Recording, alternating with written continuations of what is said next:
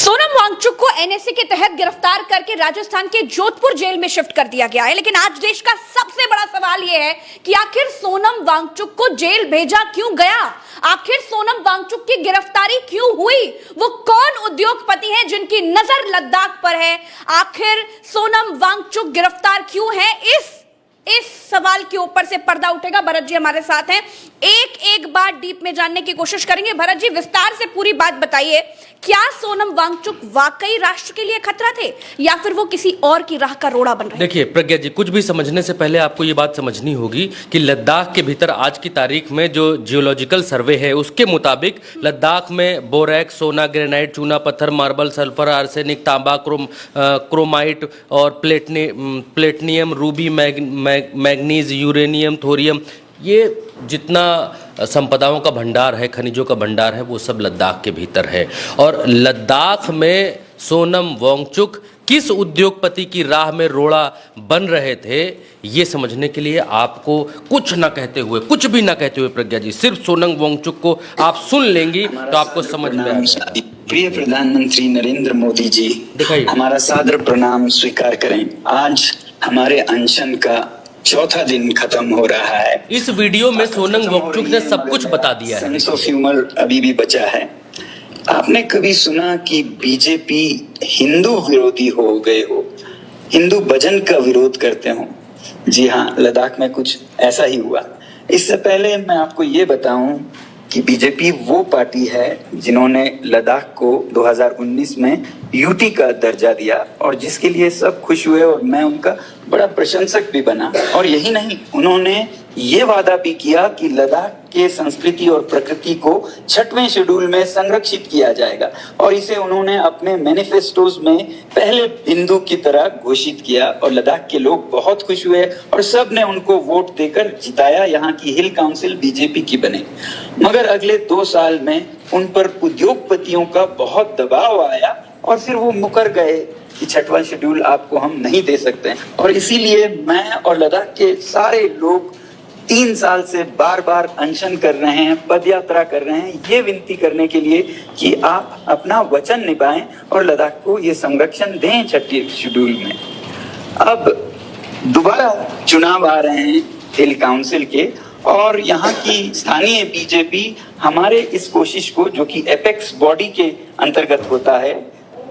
अब यहाँ पर प्रज्ञा जी बहुत लंबी बात की है, बहुत गंभीर बात कही है सोनम वांगचुक ने। आपने इस बात में उन्होंने बता दिया कि आखिर किसकी नजर है लद्दाख पर। उन्होंने बिल्कुल क्लियर कट कहा, जो छठवां वो मांग रहे हैं, तो जो छठवां संशोधन मांग रहे हैं उस 6वें शेड्यूल में मसला प्रज्ञा जी ये है कि जो अनुसूचित जनजातियां हैं या पहाड़ के लोग हैं, वहाँ का जो खनिज है, वहाँ की जो संपदा है, पेड़ है, जंगल है, ये सब उन लोगों के लिए संरक्षित कर दिया जाता है इस कानून के जरिए।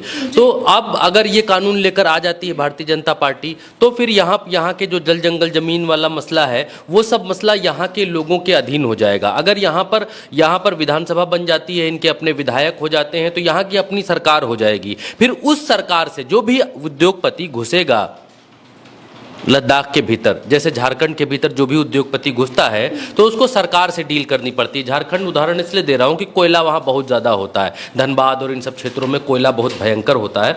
तो जो भी उद्योगपति कोयला खदान के लिए घुसता है तो फिर एक परसेंटेज जो है वो राज्य सरकार को भी देना पड़ता है जब वहाँ के खनिजों का आप दोहन करते हैं। तो यही मसला लद्दाख में भी है। लद्दाख में आज की तारीख में, क्योंकि यूटी है और ये यूटी दिल्ली से गवर्न होती है, लद्दाख की अपनी सरकार नहीं है, अपने विधायक नहीं है, अपनी विधानसभा नहीं है। और अगर लद्दाख की अपने विधायक, अपनी विधानसभा हो जाएगी, अगर लद्दाख 6वीं अनुसूची में शामिल हो जाएगा, तो फिर बहुत सारे जो राइट्स हैं वो लद्दाख के लोगों के हो जाएंगे।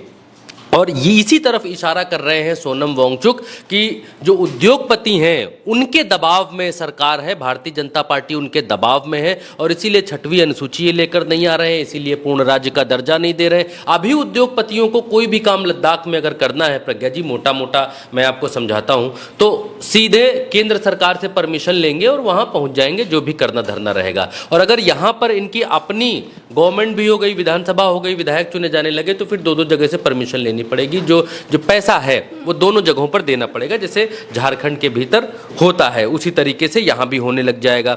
और दूसरी बात यह कि सोनम वांगचुक एक पर्यावरणविद हैं और पर्यावरण के ऊपर इससे पहले भी बहुत सारी चिंताएं जता चुके हैं। तो जो भी उद्योगपति घुसना चाहते हैं लद्दाख के भीतर, उनको ये मालूम है कि हम जो 3-5 करेंगे, जितना 3-5 हम उत्तराखंड में कर रहे हैं, जितनी चीज़ें उत्तराखंड में कर रहे हैं, चाहे वहाँ आपदा आ रही, बादल फट रहे, बाढ़ आ रही, गाँव के गाँव धंसे जा रहे हैं, धराली में कुछ हो रहा, वो सब यहाँ पर सोनम वांगचुक नहीं होने देगा।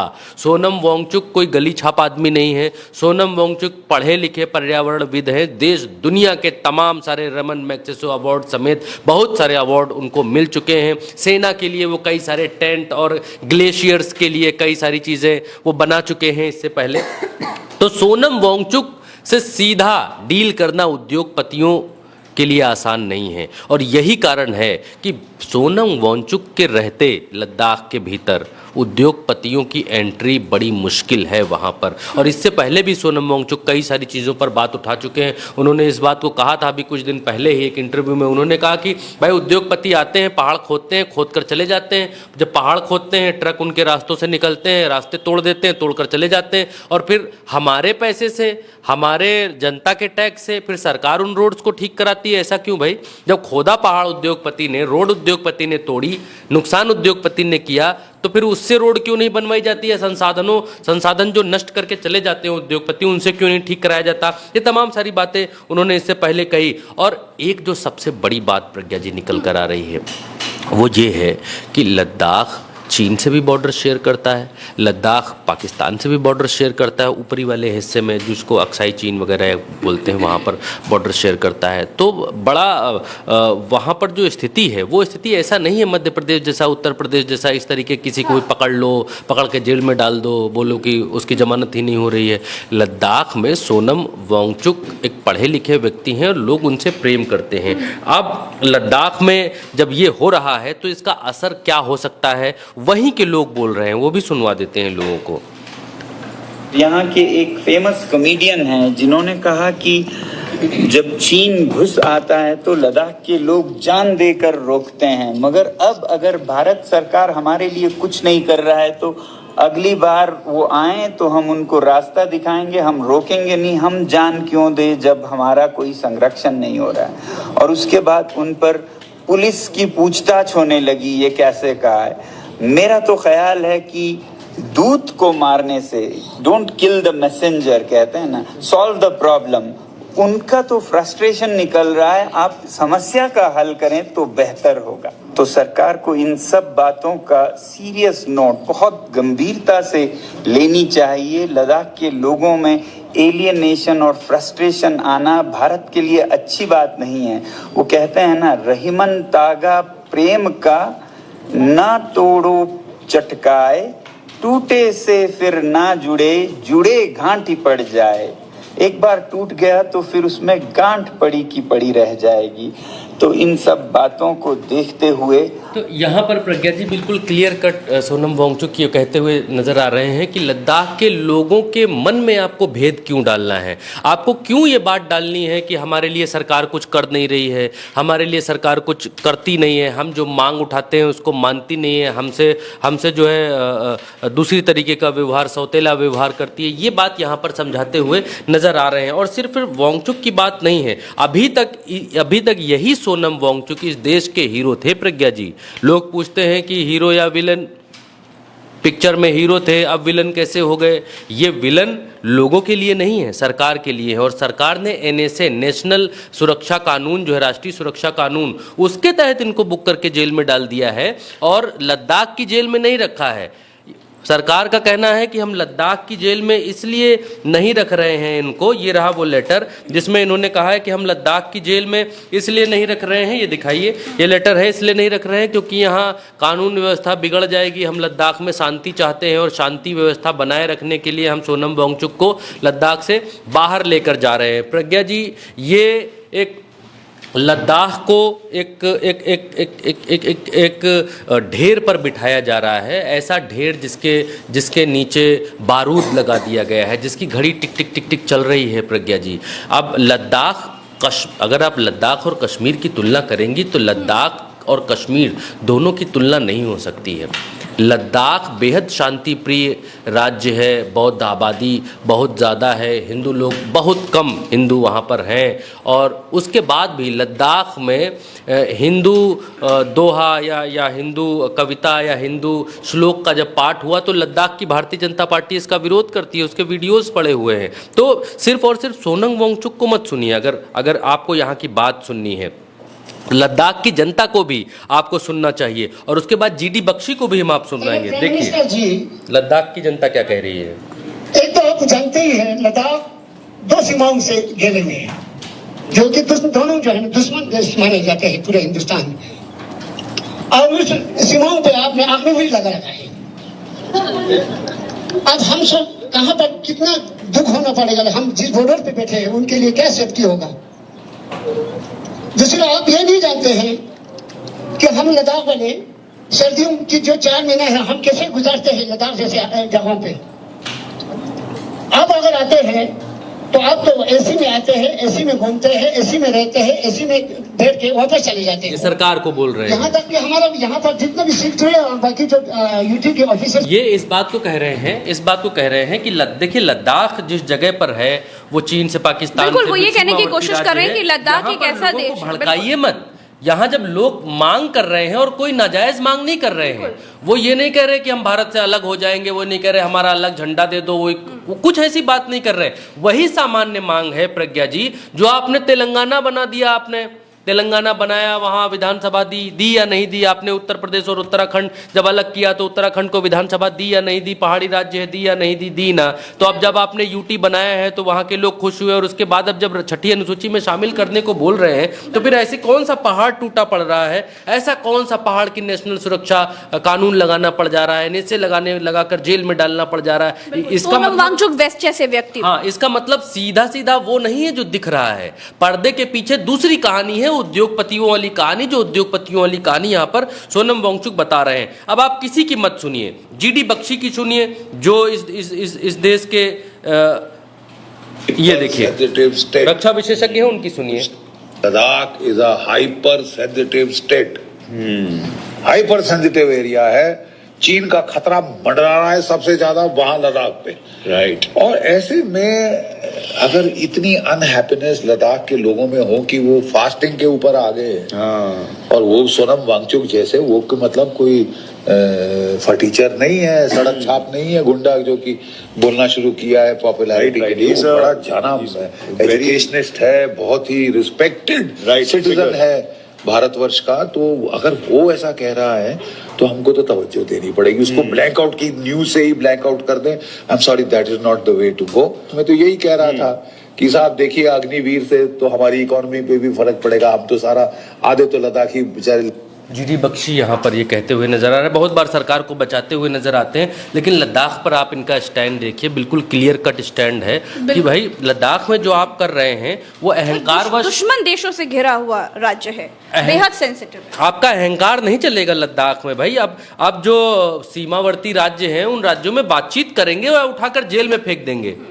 भाई कितने ऐसे आंदोलन प्रज्ञा जी इस देश में हुए हैं जिनमें जब आंदोलन हुआ तो हिंसा भी हुई, आगजनी हुई, सब कुछ हुआ। कितने लोगों पर आपने एनएसए लगा दिया, कितने लोगों के ऊपर आपने एनएसए लगाकर सबको जेल में ठूस दिया? नहीं ठूसा ना। तो फिर ऐसा सोनम वांगचुक के साथ क्यों? और सोनम वांगचुक ऐसा नहीं है कि बड़े अलगाववादी हैं, लोग हीरो या विलन पूछ रहे हैं। देखिए सोनम वांगचुक नरेंद्र मोदी को कैसे हैप्पी बर्थडे बोल रहे हैं, देखिए। मोदी जी को हैप्पी बर्थडे। ये कोई पढ़ा लिखा ही आदमी कर सकता है, 5वीं फेल आदमी नहीं कर सकता है। हमारे अनशन का 8वां दिन है और यहाँ पर मेरे साथ 15 लोग 35 दिन के अनशन पर और 500 लोग 1 दिन के उपवास और प्रार्थना के लिए जुड़े हैं। हम सब आपको लद्दाख के पर्वतों से सफेद पवित्र खातक के साथ शुभकामनाएं भेजते हैं। मोदी जी, हमारे पास प्रार्थनाओं के सिवाय देने को आपको कोई भेंट नहीं है, मगर आप हमें एक बड़ा तोहफा दे सकते हैं आज के दिन। आपको याद होगा कि 5 साल पहले संसदीय चुनाव और फिर हिल काउंसिल के चुनाव में आपने लद्दाख के जनता से एक बड़ा वादा किया था कि आप लद्दाख को और लद्दाख के संवेदनशील पर्यावरण, जलवायु और संस्कृति को संरक्षित करेंगे संविधान के 6वें शेड्यूल में। और हमारी हमेशा उम्मीद रही है कि आप हमें अन्य नागरिकों की तरह लोकतंत्र भी देंगे स्टेटहुड के तौर पर। और अब हिल काउंसिल के अगले चुनाव भी आ गए अक्टूबर में, और हम आशा करते हैं कि आप इन वचनों को पूरा करेंगे अगले चुनाव में जाने से पहले। लद्दाख के हर नागरिक, बल्कि यहाँ के पशु पक्षी, फूल पौधे, पर्वत, नदी, ग्लेशियर्स सब आपके आभारी रहेंगे।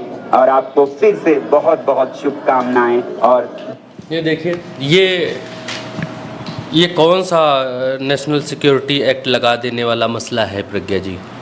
मुझे नहीं लगता कि ये ऐसा मसला है कि आंदोलन या अनशन की वजह से किसी के ऊपर नेशनल सिक्योरिटी एक्ट लगा दिया जाए। भारतीय जनता पार्टी का कार्यालय जला, 4 लोगों की मौत हुई, पुलिस की गाड़ी जली, लेकिन क्या सोनम वांगचुक ने जलाई?